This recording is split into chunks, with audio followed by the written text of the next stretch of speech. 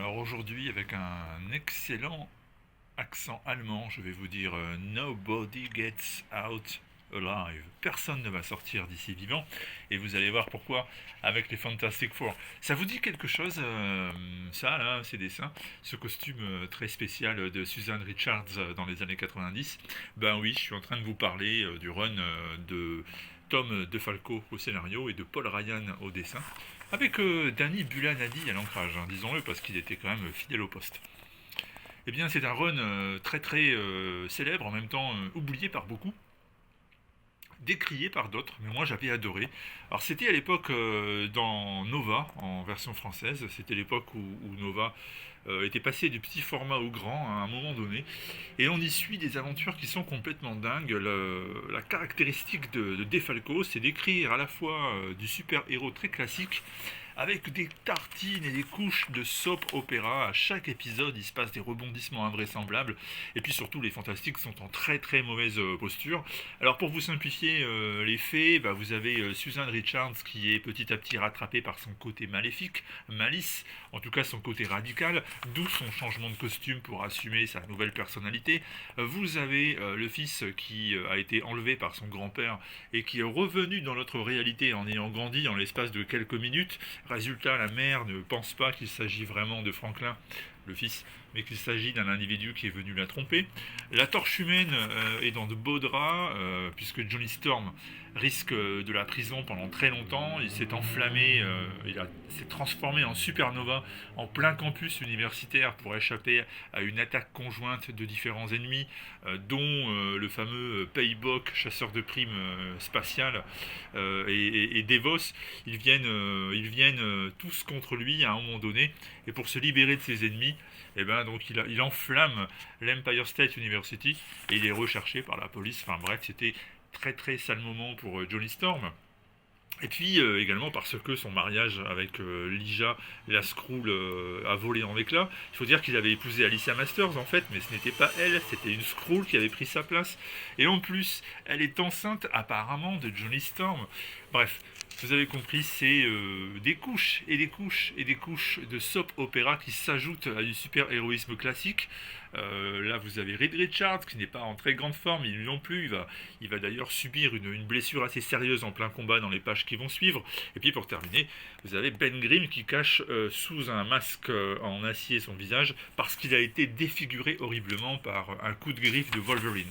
Tout ça pour vous dire qu'il va se passer un truc totalement dingue dans les pages qui vont suivre.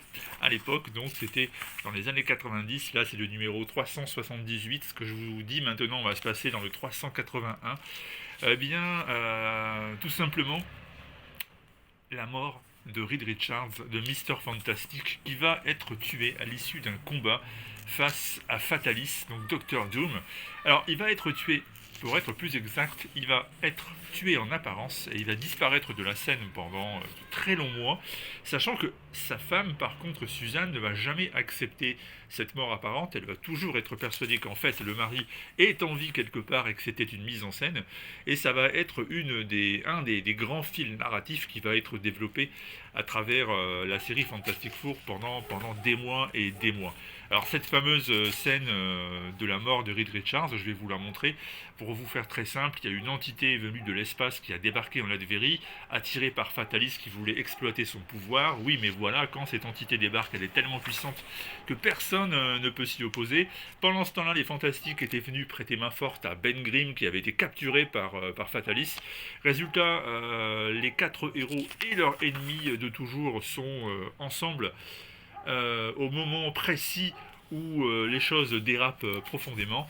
Et quand je dis que ça dérape profondément, eh bien c'est tout simplement que à un moment donné, et vous allez voir cela et ça va vous rappeler des souvenirs très probablement, et bien à un moment donné, voilà, c'est le combat final entre Fatalis et Reed Richards, et plutôt que d'admettre sa défaite face à son ennemi de toujours, Fatalis préfère l'emporter dans la tombe.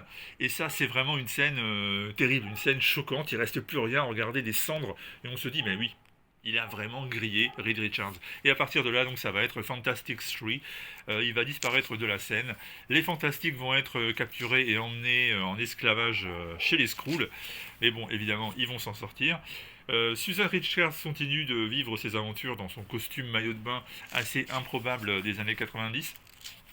Et puis ça va être comme ça pendant des mois et des mois, avec en plus le fils Richard qui petit à petit s'affirme comme un héros adulte et qui prend ses responsabilités. On va avoir droit à un petit crossover avec Namor également.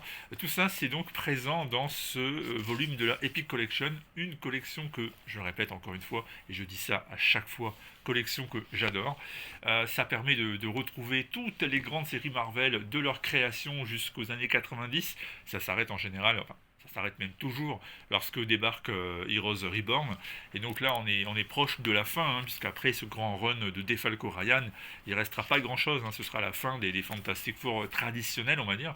Et donc c'est toujours un grand plaisir de relire ces épisodes. Alors moi, je les avais adorés, vraiment. Je sais que c'est pas le cas de tout le monde, mais je les avais adorés.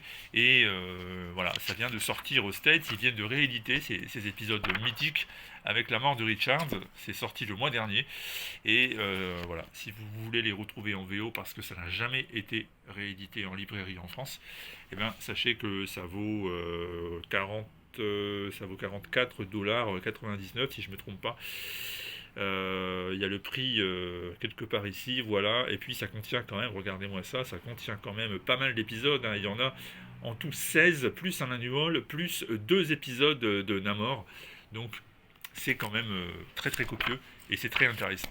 Ça s'appelle Fantastic Four Epic Collection, bien entendu, le titre précis du volume c'est Nobody Gets Out Alive, et c'est les années 90, alors summum presque j'ai envie de dire. À bientôt.